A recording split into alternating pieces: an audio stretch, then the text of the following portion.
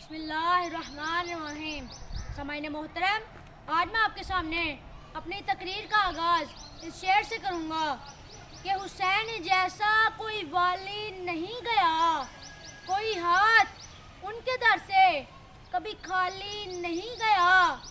سر دے دو یا بیعت کر لو، یہ طلب تھی یزید کی۔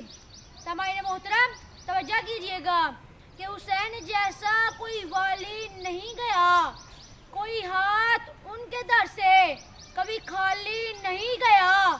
سر دے دو یا بیعت کر لو، یہ طلب تھی یزید کی۔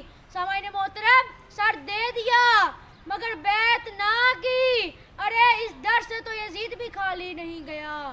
تو پھر میں کیوں نہ کہوں، حسین ایک دل نشیں کہانی، حسین دستور حق کا بانی، حسین عباس کا سراپا، حسین اکبر کی نوجوانی، حسین قاسم کی کم نمائی، حسین اصغر کی بے زبانی، حسین دجلہ کا خشک ساحل، حسین زہرا کی بے قراری۔ حسین دل ہے، حسین جاں ہے، حسین قرآن کی زباں ہے، حسین سجدوں کی سرزمین ہے، حسین ذہنوں کا آسماں ہے۔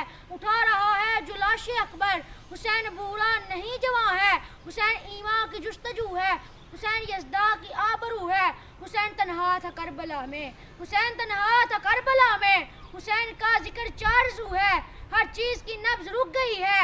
حسین مصروف گفتگو ہے، جہاں گلابوں سے بھر گیا ہے، حسین شاید لہو لہو ہے، صحابہ کی انجمن سے پوچھو، حسین پیغمبر کی خوشبو ہے۔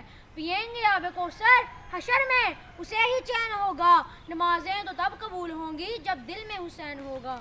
وما علینا الا البلاغ۔